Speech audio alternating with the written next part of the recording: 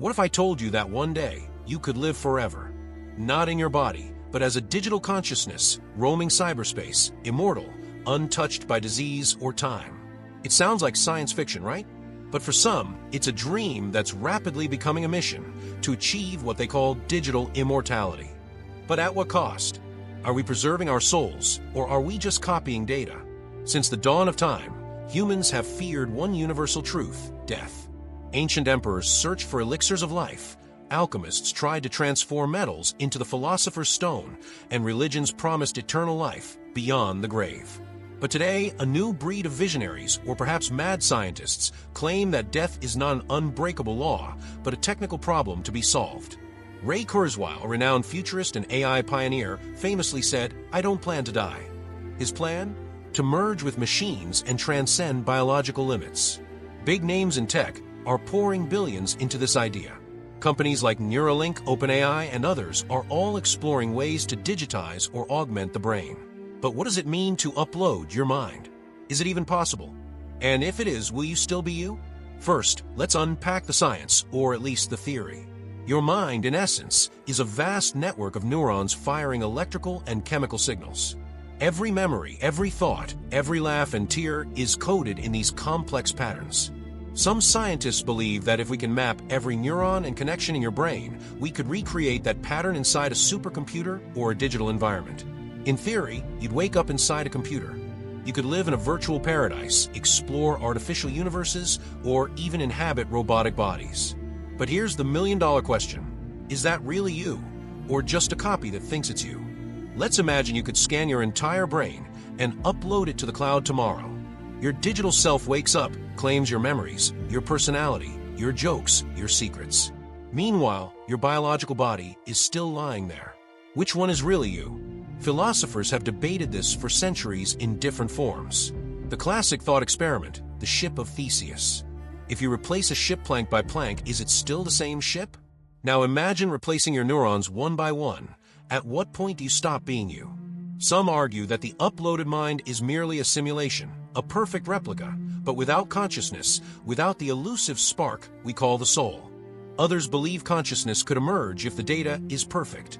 But we still don't even fully understand what consciousness is in the first place.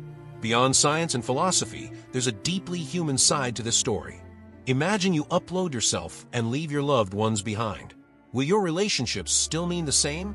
Will you feel love, loss, or joy as you do now? And what about grief? If someone you love uploads themselves and you interact with their digital version, are you really talking to them, or to a sophisticated chatbot wearing their face? There's a haunting possibility that we might never truly know. Moreover, who controls this digital heaven?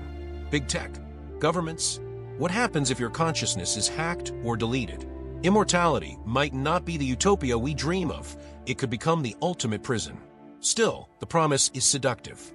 The chance to explore worlds beyond imagination, to witness the rise and fall of civilizations, to see distant galaxies, to transcend human frailty. For many, this is the new religion. Instead of praying for an afterlife, they code it. Instead of temples, they build data centers. And unlike old gods, these digital paradises could be updated, patched, and customized. But can an artificial paradise ever match the depth and imperfection of real life? Will eternity, free from danger and decay, become a curse rather than a blessing? So where are we today? While scanning a human brain in full detail is still far beyond our capabilities, advances in brain-computer interfaces, BCIs, are accelerating. Elon Musk's Neuralink, for example, has already implanted chips in animals and is beginning human trials.